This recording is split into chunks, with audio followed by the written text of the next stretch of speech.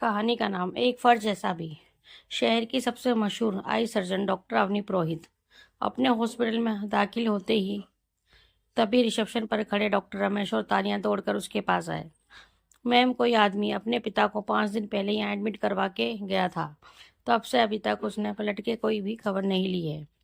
Doctor Avani ने आगे बढ़ते हुए आश्चर्य करते हुए कहा, कैसे कैसे लोग रहते हैं इस शहर में, बताओ भला।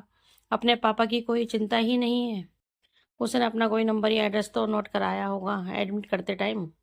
रमेश ने कुछ फाइल पलटते हुए कहा, मैम, उसने जो नंबर, नाम और एड्रेस नोट कराया था वो सब गलत है। हमने फ़ोन करके कांटेक्ट करने की काफ़ी कोशिश की पर कुछ भी पता नहीं चल सका। अब प्रॉब्लम ये है, ना तो हम उन्हें यहाँ ज़्यादा दिन रख सकते हैं और ना ही कहीं शिफ्ट कर सकते हैं।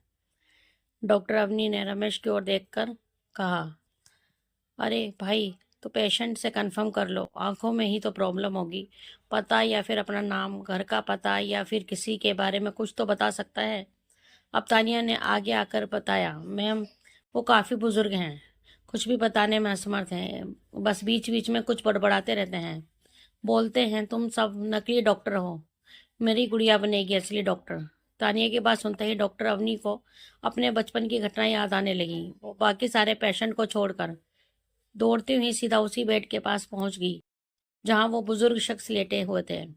शख्स जर्जर शरीर, माथे पर शिकन, चेहरे पर झुर्रियां, आंखें गहरे गड्ढे में, शरीर लगभग पहले से आधा। अरे ये तो मेरे ही काका हैं। हाँ, मेरे ही काका। डॉक्टर अवनी ने धीरे से अपना हाथ बढ़ाया और काका के सर पर फेरते हुए कांपते स्वर में बोला, काका। काका ने एक सेकंड गवाए बिना ही मुस्कुराते हुए कहा, गुड़िया तू आ गई। देखा, मैंने कहा था ना, एक दिन तू बड़ी डॉक्टर बनेगी और दुनिया भर के अंधे लोगों की आंखें बनेगी। अवनी की आंखों से आंसू झलक आए। काका, अब तुमने मुझे बिना आंखों के कैसे पहचान लिया? काका मुस्कुराए और बोले, पहचाना तो उसे जाता है जिसे भूला दिया गया गया हो। तुम्हारी आदत तो हमारे दिल में है और मेरी आंखें ही तो गई हैं, दिल तो अभी भी धड़क रहा है। इतनी सी थी तुम जब मैंने तुम्हें पहली बार उठा के दिल से लगाया था। मैं सब कुछ भूल सकता हूँ पर तुम्हारी वो पहली मुस्कान नहीं भूल सकता। देश की सबसे मशहूर डॉक्टर अवनी की आंखों से आंसू क्यों बह रहे हैं, अभी तक किसी को भी समझ भी नहीं आ रहा था। डॉक्टर रमेश और तानिया दोनों एक दूसरे को देखे जा रहे थे। तभी उन्होंने देखा, अवनी मैम उस बुजुर्ग काका के गले से लगी हुई फपक कर रो रही है। काका, तुम बिल्कुल भी चिंता मत करो, मैं वापस आ गई हूँ। अब आप इस सुंदर सी दुनिया को अपनी इन खूबसूरत आंखों से देखोगे। काका के जर्जर चेहरे पर अभी एक संतोषजनक मुस्कान देखी जा सकती थी। अब डॉक्टर अवनी ने रमेश और तानिया को ऑपरेशन थिएटर रेडी रखने के लिए कहा तो रमेश ने आश्चर्यचकित होकर पूछा, पर मैम, इनके फैमिली मेंबर की परमिशन के बगैर हम ऑपरेट कैसे कर सकते हैं? ये फैमिली मेंबर ही नहीं बल्कि मेरी दुनिया है, इसलिए इनकी परमिशन मैं दूंगी। अब डॉक्टर अवनी ऑपरेशन करने की तैयारी करने लगी। अगले दिन आंखों का सफल ऑपरेशन करने के बाद जब डॉक्टर अवनी थिएटर से बाहर आई तो तानिया ने पूछा, मैम, हमने पहले भी आपको बहुत से ऑपरेशंस करते हुए देखा है पर आज आपके चेहरे पर जो मुस्कान है वो कभी नहीं देखी, इसके पीछे का क्या राज है? अवनी ने तानिया की ओर देखा और आंखों में आंसू लाते हुए कहा, मैं 4 साल की थी तब मुझे अनाथालय से लाया गया था।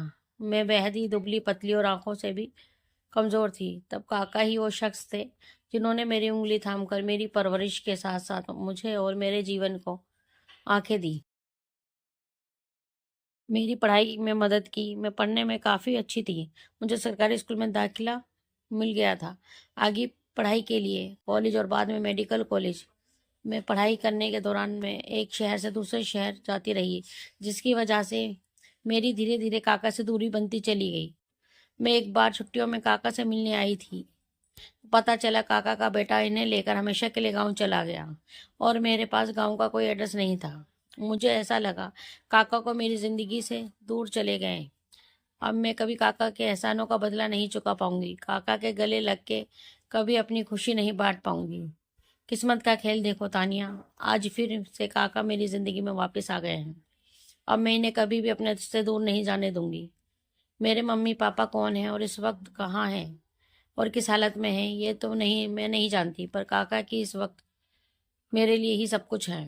डॉक्टर अवनी की आप बीती सुन के तानिया की आंखों में भी आंसू थे। धन्य हो मैम आप, इतनी बड़ी और डॉक्टर बनने के बाद भी आप अपना फर्ज अदा करना नहीं भूली।